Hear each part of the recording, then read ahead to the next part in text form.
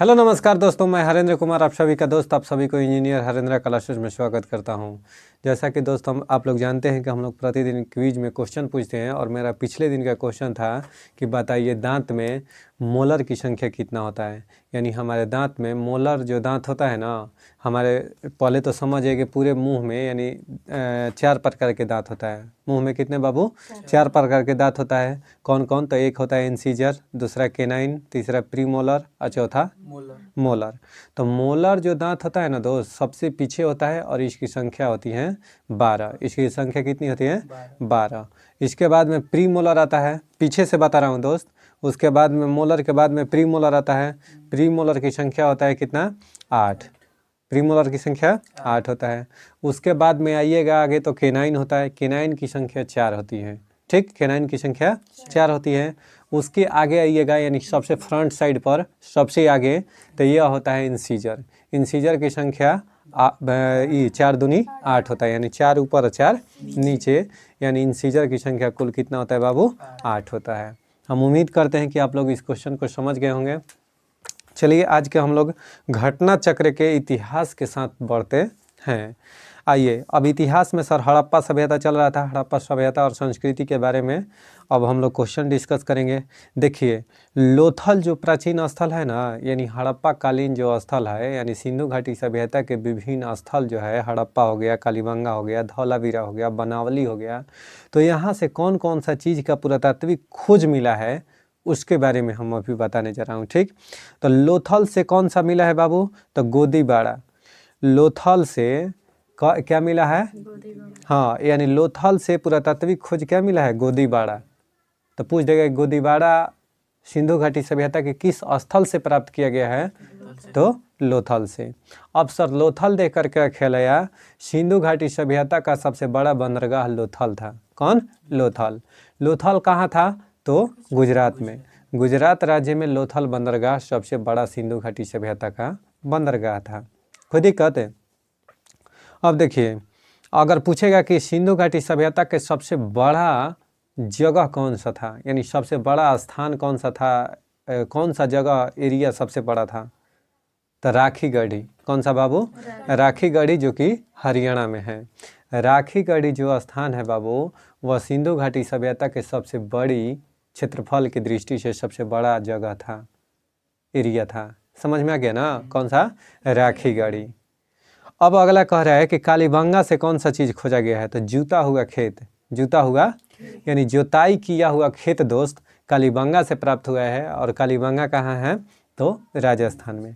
कालीबंगा कहाँ है? राजस्थान में। अब धौलावीरा, धौलावीरा से सर क्या प्राप्त हुआ है? तो हड़प्पा लिपि के बड़े आकार के 10 चिन्हों वाला एक शिलालेख। यानी कहने का मतलब है कि धौलावीरा से हड़प्पा लिपि के बड़े आकार के 10 चिन्हों वाला लेख प्राप्त हुआ है। कि कहाँ से?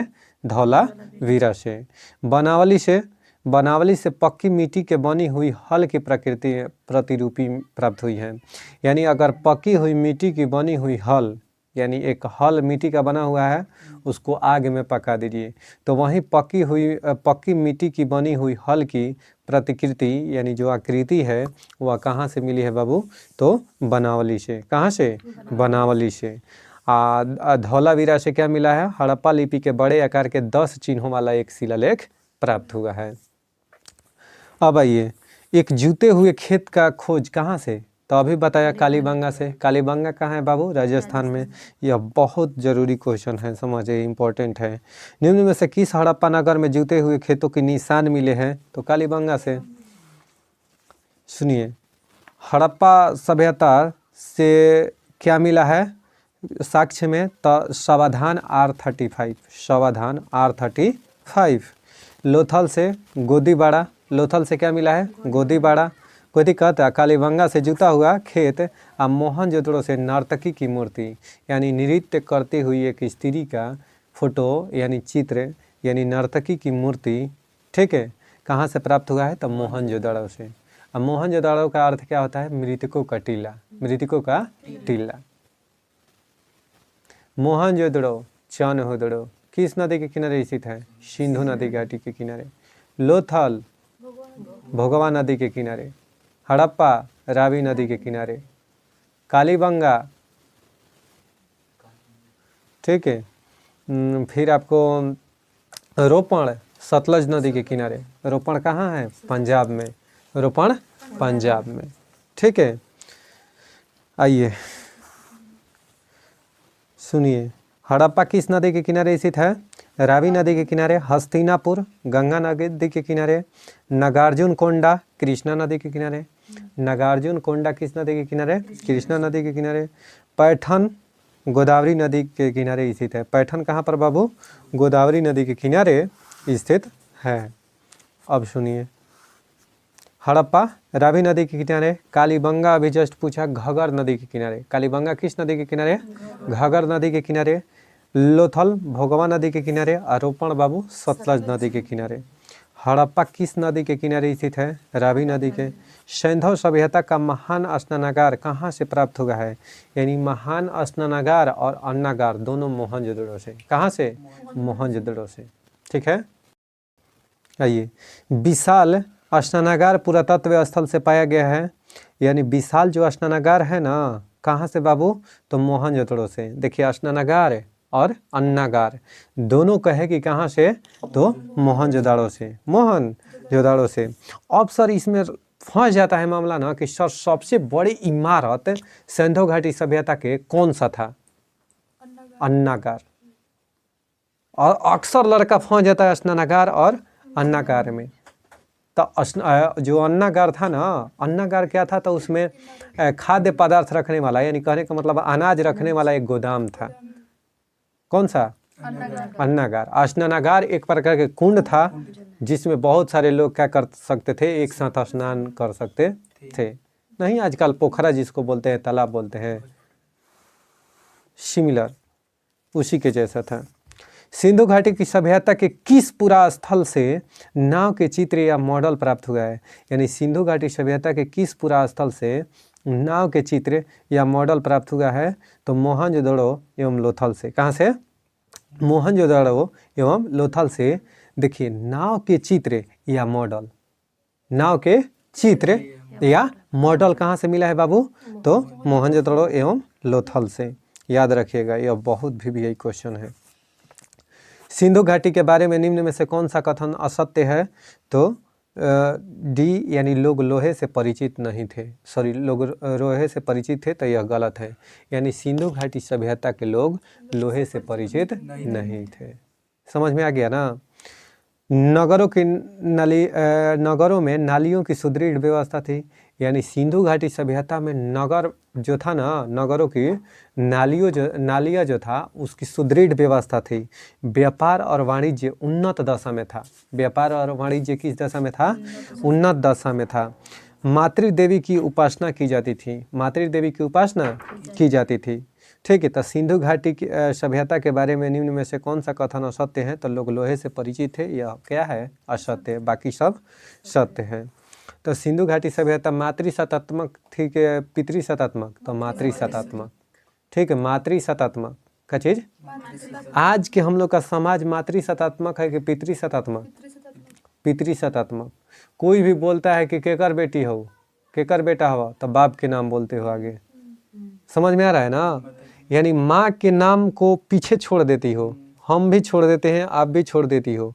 आज का समाज पितृसत्तात्मक है, अब पहले मातृसत्तात्मक था। यानी माँ का नाम पहले लिया जाता था। कहे कहते सिंधु घाटी सभ्यता जानी जाती है तो अपने नगर नियोजन के लिए, नगर नियोजन के लिए, मोहनजोदड़ो और हड़प्पा के लिए, अपने कृषि संबंधी कार्य के लिए एवं अपने उद्योगों के लिए। ये सभी प्रकार के उसके बारे में तथ्य सही है, ठीक। आइए, कालीबंगा राजस्थान के हनुमानगढ़ जिले में स्थित है। कालीबंगा कहाँ पर बाबू? राजस्थान में स्थित है, ठीक है। अच्छा, लोथल गुजरात में स्थित है, रोपण पंजाब में और आलमगीरपुर उत्तर प्रदेश में। अब सर हमको एक चीज़ बताइए कि सिंधु घाटी सभ्यता के शहर जो पूछता है उसका क्या बोलते हैं कि पूरा पश्चिम और उत्तर दक्षिण, इसको क्या कहते हैं? यानी सिंधु घाटी सभ्यता के चौहदी आपसे पूछ लें तब क्या कहिएगा? तो सिंधु घाटी सभ्यता के चौहदी एक बार ध्यान से सुनिए, यह हमेशा पेपर में इसे क्वेश्चन पूछा करता है कि अगर सिंधु घाटी सभ्यता की चौहदी की बात करें तो सबसे उत्तर में कहेगा तो मांडा गुजरात में, मांडा गुजरात में। और उत्तर के जस्ट नीचे आइएगा जम्मू कश्मीर में, सॉरी मांडा कहाँ पर, जम्मू कश्मीर में, जम्मू कश्मीर बोले ना, ठीक है। आओ सॉरी दोस्त, ठीक है, यानी मांडा कहाँ पर, जम्मू कश्मीर में। नीचे आइएगा तो साउथ हो गया यानी दक्षिण, तो दैमाबाद महाराष्ट्र, दैमाबाद कहाँ पर बाबू, महाराष्ट्र में।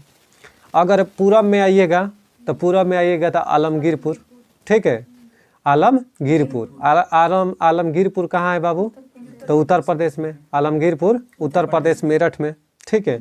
अगर पश्चिम के बात करें तो सुतका केंडोर, सुतका केंडोर, यह बाबू कहाँ है, तो बलूचिस्तान पाकिस्तान में, बलूचिस्तान पाकिस्तान में सुतका गेंडोर, ठीक है। समझ में आ रहा है ना। तो यह सिंधु घाटी सभ्यता की चौहदी था जो कि आपको याद रखना चाहिए था, ठीक।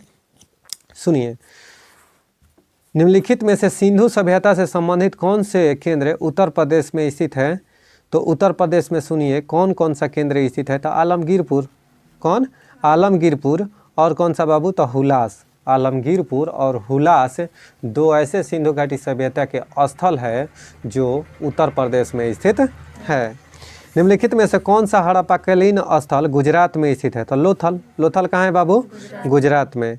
हड़प्पा संस्कृति के स्थल एवं उनकी स्थिति संबंधी निम्नलिखित युग्मों में से कौन एक सुमेलित नहीं है, तो आलमगीरपुर बाबू उत्तर प्रदेश में है, बनावली हरियाणा में है, दैमाबाद महाराष्ट्र में है, राखीगढ़ी राजस्थान में नहीं, राखीगढ़ी हरियाणा में, राखीगढ़ी कहाँ है बाबू, हरियाणा में। कोई दिक्कत है, राखीगढ़ी हरियाणा में, तो यही सुमेलित नहीं था। अब देखिए मांडा कहाँ स्थित है, जम्मू कश्मीर में, दैमाबाद महाराष्ट्र में, कालीबंगा राजस्थान में, राखीगढ़ी हरियाणा में, यही सब मैचिंग करने के लिए आया है। अब देखिए हड़प्पा पूरा स्थल, बालू जो जगह था, बालू जगह का नाम था, बालू ई पलस्तरा करने वाला नहीं दोस्त, बालू जगह का नाम था। बालू किस राज्य में स्थित है, तो हरियाणा में, कहाँ में, हरियाणा। मांडा जम्मू कश्मीर में, पाडरी गुजरात में, पाडरी गुजरात में, हुल्लास उत्तर प्रदेश में। चलिए देखिए हड़प्पा कहाँ पर स्थित है बाबू, पाकिस्तान में, हड़प्पा पाकिस्तान के पंजाब प्रांत में। यानी कहने का मतलब है कि आज इंडिया में भी पंजाब है और एक पाकिस्तान में भी पंजाब है। तो अगर बात करें कि सर हड़प्पा कहाँ है, तो पाकिस्तान के पंजाब में। मोहनजोदड़ो पाकिस्तान में ही है तथा चनहुदड़ो दोनों सिंध प्रांत पाकिस्तान में है।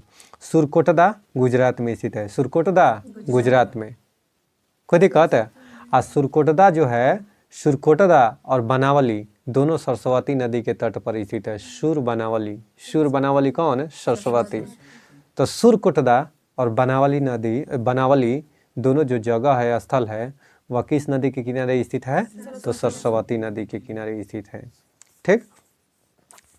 देखिए मोहनजोदड़ो निम्न में से कहाँ पर स्थित है, तो पाकिस्तान के सिंध प्रांत में, पाकिस्तान के सिंध प्रांत में कौन सा स्थित है बाबू, मोहनजोदड़ो स्थित है। चनहुदड़ो के उत्खनन का निर्देशन किया गया था तो J.H. मैके ने, यानी चनहुदड़ो के उत्खनन किसने किया था बाबू, तो J.H. मैके ने, J.H. मैके ने। मोहनजोदड़ो से लगभग 129 किलोमीटर दक्षिण में चनहुदड़ो की खोज N.G. मजूमदार ने किया था तथा वर्ष 1935-36 में मैके यहाँ उत्खनन करवाया था। सिंधु घाटी सभ्यता का कौन सा स्थान अब पाकिस्तान में है, तो हड़प्पा मोहनजोदड़ो ये सब दोनों कहाँ है बाबू, पाकिस्तान में। याद रखना, हड़प्पा और मोहनजोदड़ो कहाँ है, पाकिस्तान में। चनहुदड़ो ये भी पाकिस्तान में है, कहाँ है, पाकिस्तान में। रंगपुर जहाँ हड़प्पा की समकालीन सभ्यता थी, सौराष्ट्र गुजरात में है। रंगपुर कहाँ पर बाबू, सौराष्ट्र गुजरात में, मादर नदी के किनारे, ठीक है। कौन नदी, मादर नदी के। रंगपुर किस नदी के किनारे स्थित है, मादर नदी के किनारे, ठीक है। मदर रंग बदलती है, ठीक है। रंगपुर मादर नदी के किनारे। रंगपुर जहाँ हड़प्पा की समकालीन सभ्यता थी वह कहाँ है बाबू, तो गुजरात के सौराष्ट्र जिला में, ठीक है। दधेरी एक परवर्ती हड़प्पीय पुरास्थल है। यानी दधेरी जो है एक परवर्ती हड़प्पीय पुरास्थल है। यह भारत के किस राज्य में स्थित है? तो यह पंजाब में। दधेरी कहाँ पर बाबू? पंजाब में। खुद ही कहते हैं। सिंधु सभ्यता का कौन सा स्थान भारत में स्थित है? तो लोथल। लोथल कहाँ पर? भारत के गुजरात राज्य में। वह हड़प्पीय नगर जिसका प्रतिनिधित्व लोथल का पुरास्थल करता है किस नदी पर स्थित है? तो भोगवा। लोथल किस नदी के किनारे स्थित है बाबू? भोगवा नदी के किनारे। हड़प्पा सभ्यता स्थल लोथल स्थित है किस राज्य में? गुजरात में। सिंधु सभ्यता का पतन नगर कौन सा था? तो लोथल। पतन नगर कहने का मतलब है बंदरगाह। पतन नगर कहने का मतलब है बंदरगाह। सिंधु घाटी सभ्यता की सबसे महत्वपूर्ण विशेषता क्या है? तो देखिए, सिंधु घाटी सभ्यता के सबसे महत्वपूर्ण विशेषता क्या है कि नगर नियोजन सभ्यता। ठीक है, यानी सिंधु घाटी सभ्यता उपमहाद्वीपीय के प्राचीनतम नगरीय सभ्यता थी। पक्की ईंटों से निर्मित इमारतें थीं, यानी पक्की ईंट से इमारत का निर्माण किया जाता था। सुनियोजित वास्तुकला, उन्नत व्यापार और वाणिज्य जैसी इस व्यवस्था की प्रमुख विशेषता थी। निम्नलिखित में से कौन सा एक हड़प्पा का बंदरगाह है? तो लोथल। लोथल कौन सा? हड़प्पा का एक बंदरगाह है। निम्न में से किस हड़प्पाकालीन स्थल से हल्का टेराकोटा प्राप्त हुआ है? तो बनावली से। कहाँ से? बनावली से। यानी बनावली अगर कहे तो हरियाणा के फतेहाबाद जिले में स्थित है। कहाँ पर? हरियाणा के फतेहाबाद जिले में स्थित है। यहीं से हल्का टेराकोटा प्राप्त हुआ है। कहाँ से? बनावली से। निम्नलिखित में से कौन सा सिंधु घाटी सभ्यता से संबंधित स्थल नहीं है? तो कालीबंगा है, रोपड़ है स्थल, लोथल है, लेकिन पाटलिपुत्र सिंधु घाटी सभ्यता से संबंधित स्थल नहीं है। भारत में हड़प्पा का बृहद स्थल है कौन सा? तो राखीगढ़ी। देखिए आ गया ना। भारत में हड़प्पा का बृहद स्थल कौन सा है बाबू? तो राखीगढ़ी। कौन सा? राखीगढ़ी। या राखीगढ़ी हरियाणा के हिसार जिले में स्थित है। भारत का सबसे बड़ा हड़प्पन पुरास्थल है कौन सा बाबू? तो राखीगढ़ी। कौन? राखीगढ़ी। यानी भारत का सबसे बड़ा हड़प्पन पुरास्थल है राखीगढ़ी। देखिए 2-3 बार ये क्वेश्चन मिला। सुनिए, स्थापित सिंधु घाटी सभ्यता जिन नदियों के तट पर बसी थी वे थी सिंधु। ठीक है, और कौन सा था बाबू? तो चेनाब और झेलम। सिंधु, चेनाब और झेलम, यही 3 नदियों पर स्थापित सिंधु घाटी सभ्यता बसी हुई थी। सिंधु घाटी के लोग विश्वास करते थे किसमें बाबू? तो सिंधु घाटी सभ्यता। देखिए, सिंधु सभ्यता की लिपि अभी तक पढ़ी नहीं जा सकती है। सिंधु घाटी के जो लिपि था अभी तक उसको पढ़ा नहीं जा सकता, क्योंकि वह लिपि कैसी थी? भाव चित्रात्मक लिपि थी। ठीक है, इस कारण उन लोगों के धार्मिक विश्वास के बारे में निश्चित तौर पर कुछ नहीं कहा जा सकता है। ठीक है, सिंधु घाटी सभ्यता के लोग विश्वास किसमें करते थे? उसकी लिपि को कोई पढ़ नहीं पाया है आज तक, क्योंकि उनकी लिपि कैसी थी बाबू? भाव चित्रात्मक लिपि थी। इस कारण का हुआ है कि अब तक उसके बारे में कुछ कहना, टिप्पा टिप्पणी करना सही नहीं होगा कि वह किस चीज़ में विश्वास करते थे। अब सर, विश्वास के कहने का मतलब है कि आत्मा और ब्रह्मा में, कि कर्मकांड में, कि यज्ञ प्रणाली में, कि मातृशक्ति में, तो यह कहना उचित नहीं होगा। चलिए दोस्त, अब हम लोग बढ़ते हैं घटना चक्र के पॉलिटी के क्वेश्चन के साथ। ठीक, यानी उद्देशिका आज हम लोग पढ़ेंगे। यानी उद्देशिका कहने का मतलब है कि प्रस्तावना। अब प्रस्तावना से हर एग्जाम में 1-2 क्वेश्चन जरूर आता है। ठीक, प्रस्तावना में आए दिन बिहार दरोगा में भी पूछा गया था। ठीक है, तो यह ऐसा टॉपिक बन जाता है प्रस्तावना कि इसमें बहुत सारा क्वेश्चन रहता है। ठीक, कल के होमवर्क में रहेगा कि प्रस्तावना याद करके आना है। ठीक, आइए। पंडित जवाहरलाल नेहरू द्वारा संविधान सभा में 13 दिसंबर 1946 को उद्देश्य प्रस्ताव प्रस्तुत किया गया था।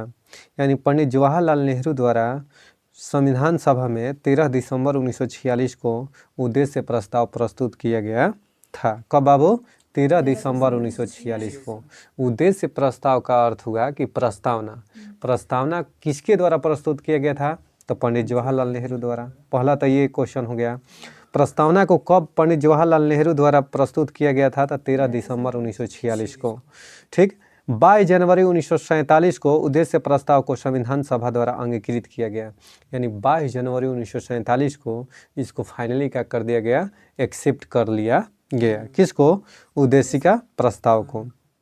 42वें संविधान संशोधन अधिनियम 1976 के द्वारा उद्देशिका में समाजवादी, पंथ निरपेक्ष एवं अखंडता शब्द को जोड़ा गया। अब कहेगा कि समाजवादी, पंथ निरपेक्ष और अखंडता शब्द को उद्देश्य प्रस्ताव में यानी प्रस्तावना में कब जोड़ा गया था? तो 42वां संविधान संशोधन 1976 में। अब देखिएगा ध्यान से, आप लोग को हर चीज़ बताते हैं कि देखिए जितना चीज़ जोड़ा जाएगा सब समझ आइए 42वां संविधान संशोधन 1976। लेकिन एक जगह आपको घाटा हो जाएगा। कहाँ पर सर? तो देखिए, अगर पूछ देगा कैबिनेट शब्द का प्रयोग किस अनुच्छेद में किया गया है? 352 में। कैबिनेट शब्द का उल्लेख संविधान निर्माण जब हो रहा था या संविधान जब बनकर तैयार हुआ, लागू हुआ, उस समय हमारे संविधान में कैबिनेट शब्द कहीं भी यूज नहीं हुआ था। अब सर कैबिनेट शब्द को 352 अनुच्छेद में जोड़ा गया, तो कब सर जोड़ा गया? तो 44वां संविधान संशोधन 1978 में कैबिनेट शब्द को कैबिनेट या मंत्रिमंडल, कैबिनेट कहिए या उसी को हिंदी में कहते हैं मंत्रिमंडल, शब्द को अनुच्छेद 352 के अधीन जोड़ा गया। किस संविधान संशोधन द्वारा? 44वां संविधान संशोधन 1978 द्वारा।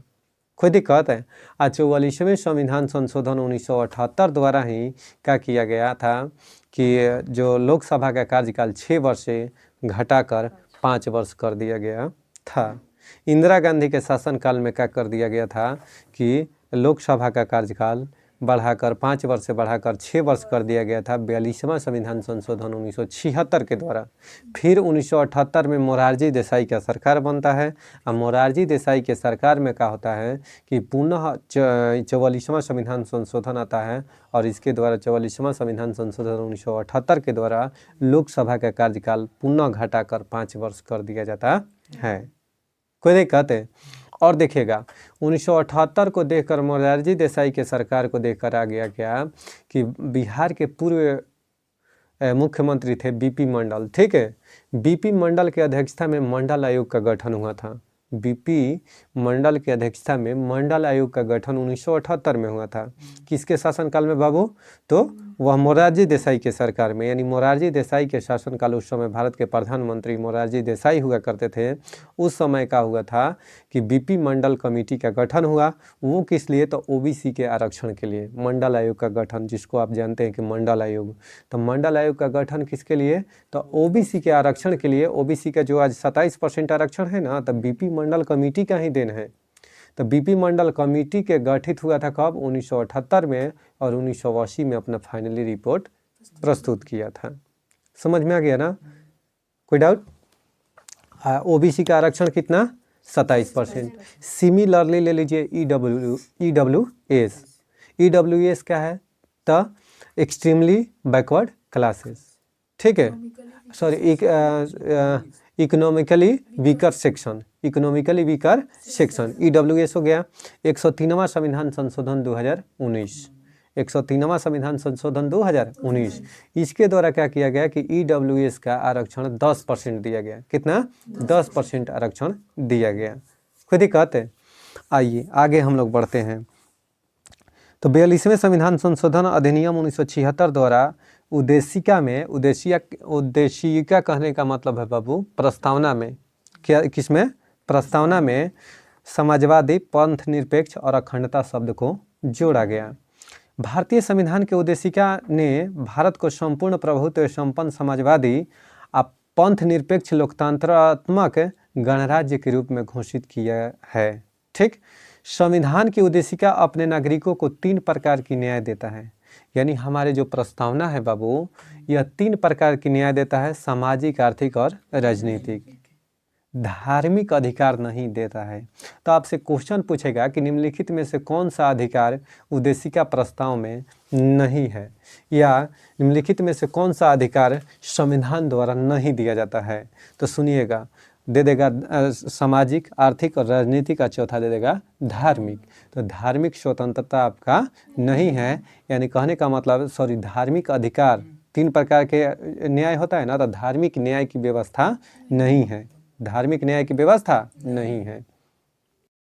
चलिए देखिए, तीन प्रकार के न्याय हो गया बाबू। और उद्देशिका में विधिक निर्वाचन में सहायक है।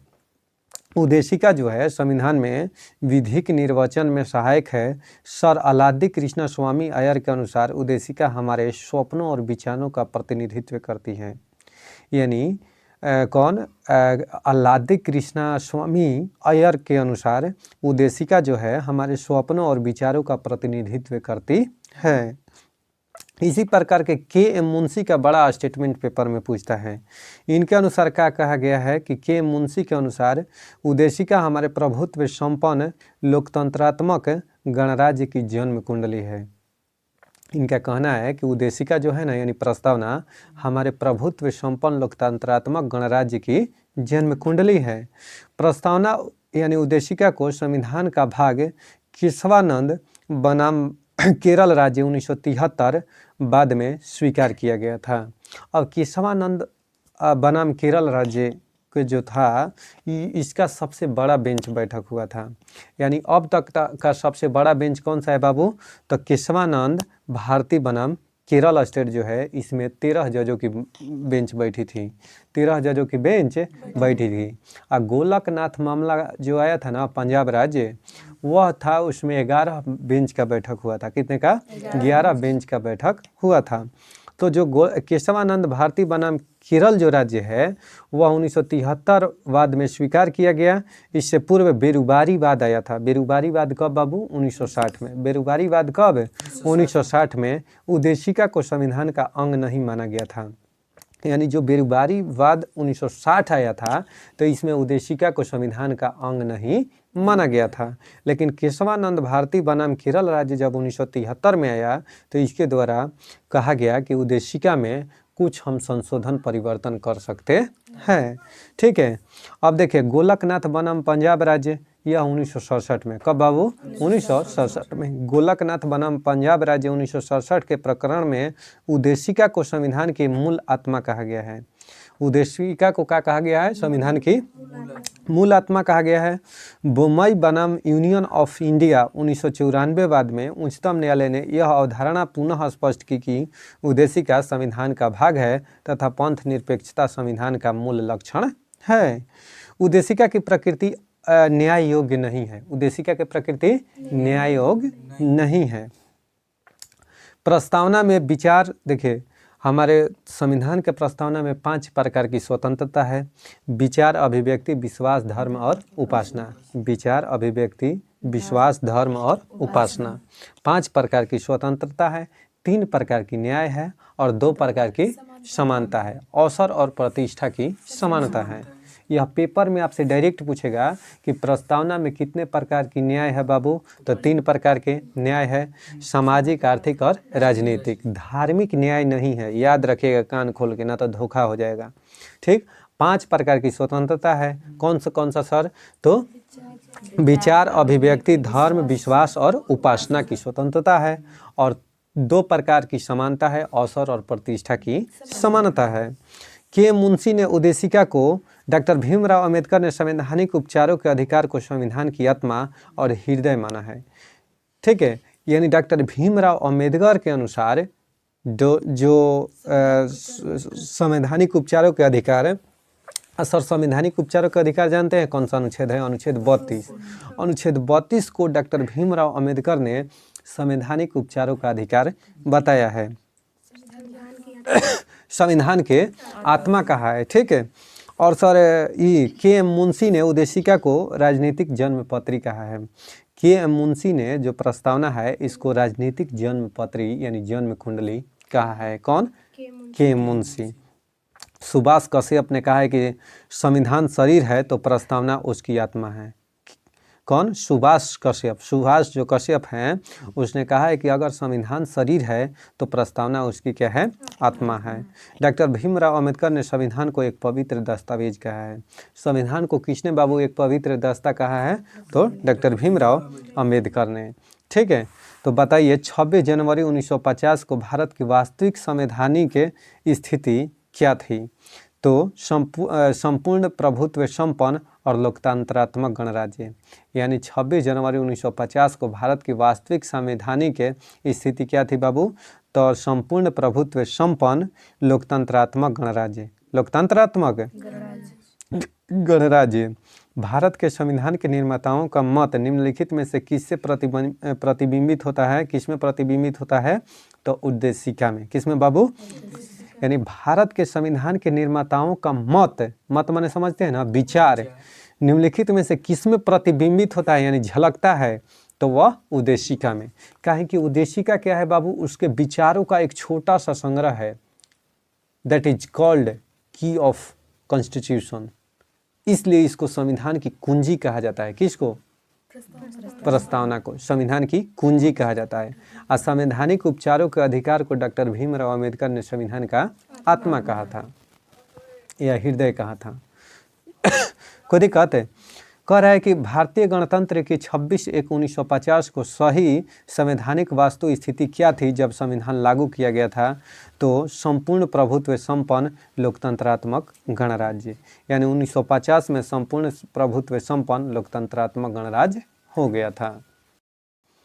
चलिए दोस्त, अब हम लोग घटना चक्र के अम्ल जो भूगोल है उसमें अम्लीय मृदा और क्षारीय मृदा में अब डिस्कस करते हैं। ठीक, निम्नलिखित में से कथन ऊसर मिट्टी के संबंध में सही कथन बताना है कि ऊसर मिट्टी क्या होता है। तो सुनिएगा, ऊसर मिट्टी का पीएच मान 7 से अधिक होता है। ऊसर मिट्टी कहने का मतलब है कि क्षारीय मृदा। कौन सा बाबू? क्षारीय मृदा। यानी ऊसर मिट्टी कहिए या क्षारीय मृदा कहिए, बात एक ही है। ऊसर मृदा या क्षारीय मृदा। इस मिट्टी के जीवाश्म में नाइट्रोजन और जिंक के भारी कमी होती है। यानी जो क्षारीय मृदा होता है यानी ऊसर जो मृदा होता है इसका पीएच मान 7 से अधिक होता है और इसमें नाइट्रोजन और जिंक की भारी कमी होता है। जिंक की, अच्छा, वह कौन सा ऐसा तत्व है जिसका पूरे भारतवर्ष में भूमि में कमी होता है? तो जिंक का। किसका? जिंक का। कल बताया था ना क्वेश्चन में। यानी जिंक ऐसा तत्व है जिसका सभी मृदा में कमी पाई जाती है। समझ में आ रहा है ना? जिंक के कमी के चलते ही क्या होता है कि बैगन वगैरह के देखते होंगे पतई जो है ना सिकुड़ जाती है। पतैया जो है ना सिकुड़ जाएगा, छोटा छोटा हो जाएगा, घुरचिया जाएगा जिसको कहते हैं। ठीक है, धानों में भी होता है जिंक के कमी के चलते सफ़ेद हो जाता है। ठीक है, करें कि इसके उपचार के लिए पायराइट, जिप्सम, ढैचा की हरी खाद का उपयोग किया जाता है। यानी जिप्सम फेंकिए या पायराइट फेंकिए, ये सब इसके उपचार है कि इसके निदान के लिए, इसके उपचार के लिए पायराइट, जिप्सम और ढैचा की हरी खाद का उपयोग किया जाता है। इस प्रकार की भूमि पर ऊसर सहनशील धान की प्रजाति जैसे नरेंद्र, शंकर, ऊसर धान फर्स्ट, ये सब इत्यादि उपजाया जाता है। चूने का प्रयोग ऊसर मिट्टी के उपचार की जगह पर अम्लीय मिट्टी के उपचार में प्रयुक्त होता है। यानी जो चूने का प्रयोग है ना बाबू, वह अम्लीय मृदा में किया जाता है। अम्लीय मृदा को क्षारीय बनाने के लिए चूने का प्रयोग किया जाता है। तो हम उम्मीद करते हैं कि आप लोग समझ गए होंगे जो कहना चाहते हैं कि ऊसर के संबंध में क्या क्या सही कथन है। तो देखिएगा, इस मिट्टी का पीएच मान 7 से अधिक होता है। इस मिट्टी में धान की फसल उगाई जा सकती है। यानी क्षारीय मृदा में कौन सी? तो धान की फसल उगाई जा सकती हैं। ऊसर मृदा में किसकी कमी होता है बाबू? तो नाइट्रोजन और जस्ता की, जिंक की काफ़ी कमी आती है। सामान्य फसलें उगाने के लिए उर्वर भूमि का पीएच मान कितना होने की संभावना है? अगर सामान्य फसलें आप जिस पर उगाना चाहते हैं तो उस भूमि के पीएच मान कितना होना चाहिए? तो 6 से 7। यानी उस भूमि का पीएच मान अगर 6 से 7 के बीच है तो वह आप उस पर सामान्य प्रत्येक फसल उपजा सकते हैं लगभग। समझ में आ रहा है ना? अगर 6 से कम हो गया तो मृदा ज़्यादा अम्लीय भी नहीं होना चाहिए। अगर 7 से अधिक हो गया तो समझ जाइए कि क्षारीय हो गया, तो वो भी सही नहीं है। यानी 6 से 7 के बीच जो है ना, यह एक आदर्श कंडीशन होता है, यानी नॉर्मल कंडीशन होता है। सभी फसलें 6 से 7 जिस मृदा का पीएच मान हो उस पर उपजा सकते हैं। सुनिए, तेजाबी मिट्टी को कृषि योग्य बनाने हेतु निम्नलिखित में से किसका उपयोग किया जाता है? अगर तेजाबी कोई मिट्टी है उसको कृषि योग्य बनाना है तो उसमें किसका प्रयोग कीजिएगा? तो तेजाबी मतलब होता है अम्लीय। तेजाबी माने अम्लीय। अगर उसको हम कृषि योग्य मिट्टी बनाना चाहते हैं तो उसमें हम लाइम का प्रयोग करेंगे। और लाइम कहने का मतलब बाबू चूना, किसका? चूने का प्रयोग करेंगे। अम्लीय मृदा को ही क्या कहते हैं? तेजाबी मिट्टी। जैसे ऊसर मृदा कहने का मतलब है कि क्षारीय मृदा, अम्लीय मृदा कहने का मतलब है तेजाबी मृदा। समझ में आ गया ना? तो उसके अगर उपचार के लिए, अगर कृषि कार्य के लिए हम उसको बनाते हैं तो उसके उपचार के लिए हम किसका प्रयोग करते हैं बाबू? लाइम का। किसका? लाइम का प्रयोग किया जाता है। उल्लेखनीय है कि मिट्टी के अधिक अम्लीय या अधिक क्षारीय होने पर वह सामान्य फसलों की कृषि के लिए उपयुक्त नहीं होती है। अगर कोई मिट्टी ज़्यादा अम्लीय हो जाए या ज़्यादा क्षारीय हो जाए तो वह कृषि के लिए उपयुक्त नहीं होती है। मिट्टी में खरापन और क्षारीयता की समस्या का समाधान क्या है? तो खेतों में जिप्सम का उपयोग। अगर आप खेत में जिप्सम का उपयोग करते हैं, ठीक है, तो उससे मिट्टी के क्या होगा? क्षारापन, यानी मिट्टी के खरापन और क्षारीयता की समस्या समाप्त होगी। यानी अगर मिट्टी के क्षारीयता अगर समाप्त करना चाहते हैं तो खेतों में जिप्सम का प्रयोग करें। किसका प्रयोग करें? जिप्सम का प्रयोग करें। अगर अम्लीय दूर करना चाहते हैं या तेजाबी को दूर करना चाहते हैं तो उसमें लाइम या चूने का प्रयोग कीजिए। किसका उपयोग मिट्टी की लवणता एवं क्षारीयता की समस्या का दीर्घकालीन हल है? तो जिप्सम। यानी जिप्सम जो है बाबू, मृदा की लवणता, लवणीय मृदा, लवण माने क्या हो गया? जिसका पीएच मान 7 है उसे लवणीय मृदा कहेंगे, या जिसका पीएच मान 7 से अधिक है उसे क्षारीय मृदा कहेंगे। तो लवणीय एवं क्षारीय की समस्या दीर्घकालीन हल है तो किसका? तो जिप्सम का। जिप्सम का उपयोग कीजिए, टनाटन आप कृषि कार्य कीजिए। भारत में सर्वाधिक क्षारीय क्षेत्र पाया जाता है, यानी भारत के किस क्षेत्र में, किस किस राज्य में क्षारीय मृदा आपको देखने को मिलेगा? तो उत्तर प्रदेश राज्य में सबसे अधिक, भारत के किस राज्य में सबसे अधिक सर्वाधिक क्षारीय मृदा पाया जाता है? तो उत्तर प्रदेश में। कहाँ पर बाबू? उत्तर प्रदेश में सबसे अधिक क्षारीय मृदा पाया जाता है। उसके बाद में, ठीक है, गुजरात, हरियाणा, पंजाब, ये सब है, ठीक है। आइए, भारत में लवणीय मृदा का सर्वाधिक क्षेत्र पाया जाता है तो गुजरात में। अगर पूछेगा कि सबसे ज़्यादा लवणीय मृदा किस राज्य में बाबू? तो गुजरात में। कहाँ पर? गुजरात में। लवण प्रभावित मृदाओं का सर्वाधिक क्षेत्रफल वाला राज्य कौन है? गुजरात। कौन है? गुजरात। चलिए दोस्त, देखिए, निम्नलिखित में से कौन सी मिट्टी चाय बागानों के लिए उपयुक्त है? तो अम्लीय मृदा। चाय बागानों के लिए कौन सा मृदा बाबू?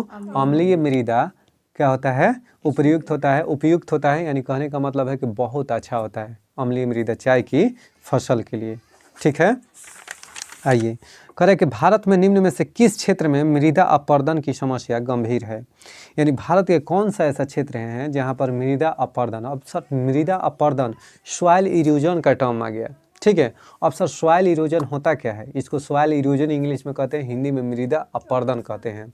अब मृदा अपरदन क्या है कि मृदा का कट कर एक स्थान से दूसरे स्थान पर स्थानांतरित होना, जैसे नदियों के द्वारा जल में विलुप्त हो जाना। नहीं आता है कि बाढ़ हो आता है तो नदी से मिट्टी कट कर बहाव में चल जाता है या कहीं जगह का गड्ढा हो जाना।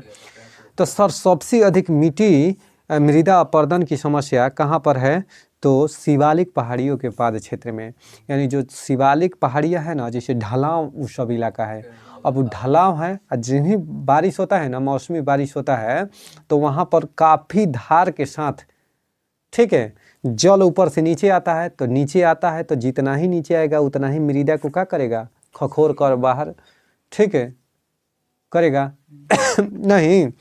तो भारत के निम्न में से किस क्षेत्र में मृदा अपरदन की समस्या गंभीर है? तो शिवालिक पहाड़ियों के क्षेत्र में, याद रखिएगा। निम्नलिखित में से भारत का कौन सा क्षेत्र मृदा अपरदन से अत्यधिक प्रभावित है? तो चंबल घाटी। कौन सा बाबू? चंबल घाटी। जो चंबल घाटी है ना, चंबल घाटी कहाँ है? मध्य प्रदेश में। चंबल के डाकू हुआ करते थे पहले। तो चंबल घाटी में कौन सा क्षेत्र मृदा अपरदन से अत्यधिक प्रभावित है? तो चंबल घाटी। कौन सा बाबू? चंबल घाटी। मध्य प्रदेश के निम्नलिखित में से किस जिले में मृदा अपरदन की समस्या सबसे अधिक है? तो मुरैना। कहाँ पर बाबू? मुरैना। यानी मध्य प्रदेश के जो मुरैना जिला है ना, वहाँ पर मृदा की अपरदन की घटना सबसे अधिक होती है। चंबल घाटी के खड्डों के निर्माण का कारण निम्नलिखित में से किस प्रारूप का अपरदन है? तो अवनालिका अपरदन। अवनालिका अपरदन के कारण क्या होता है कि चंबल के खड्डों के निर्माण का कारण है, ठीक है।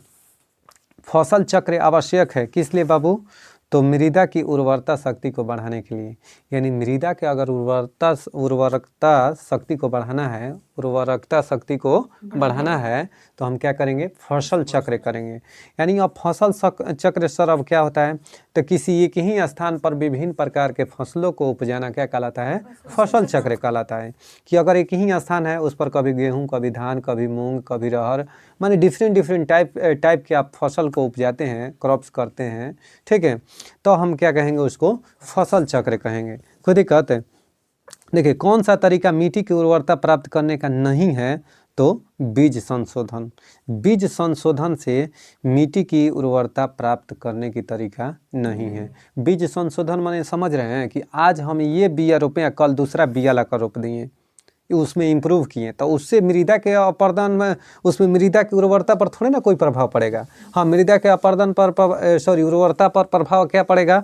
कि फसल चक्र करेंगे तो, या मिश्रित खेती करेंगे तो, या बहुफसली खेती करेंगे तो, इस सब से क्या होता है? मृदा की उर्वरता क्या होती है?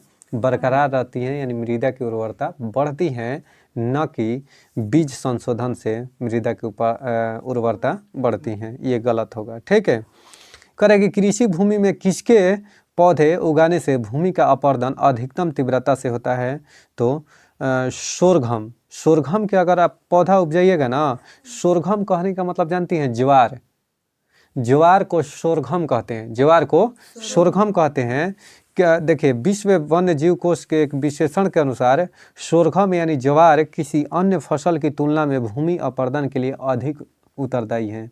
भूमि अपर्दन के लिए सबसे अधिक उत्तरदायी क्या है? तो ज्वार। अगर आप ज्वार की खेती करते हैं तो मृदा अपर्दन की घटना सबसे अधिक होगी। खुद ही कहते हैं मृदा अपर्दन को रोका जा सकता है तो वनारोपण द्वारा। अगर वन लगाकर मृदा अपर्दन को क्या किया जा सकता है? रोका जा सकता है। चलिए दोस्तों, यहीं पर हम वीडियो को समाप्त करते हैं। उम्मीद करते हैं कि यह क्विज आपको अच्छा लगा होगा। अगर यह वीडियो आपको अच्छा लगे तो कृपया करके दोस्तों के पास शेयर, सब्सक्राइब और लाइक करना ना भूलें। साथ ही मेरा टेलीग्राम चैनल का नाम है ER हरेंद्रा क्लासेस। अगर आप उससे नहीं जुड़े हैं तो कृपया करके जुड़ जाइए, जिस पर पर डे का टास्क दिया जाता है, जिसको आप पढ़कर ईजिली हम लोग के साथ आंसर दे सकते हैं, ठीक है। कल के लिए मेरा क्वेश्चन रहेगा कि बताइए मृदा के अध्ययन को क्या कहते हैं? मृदा के अध्ययन को क्या कहते हैं? आप प्रतिवर्ष मृदा दिवस कब मनाया जाता है? यानी राष्ट्रीय मृदा दिवस प्रतिवर्ष कब मनाया जाता है, और मृदा के अध्ययन को क्या कहते हैं? यह दोनों क्वेश्चन आपको कमेंट बॉक्स में रिप्लाई देना है। इसी के साथ मिलते हैं नेक्स्ट वीडियो में। तब तक के लिए बाय बाय, टेक केयर। आप भी अपना ख्याल रखें। ऐसे वीडियो को लाइक, शेयर, सब्सक्राइब और प्यार दुलार देते रहिए। जय हिंद, जय भारत।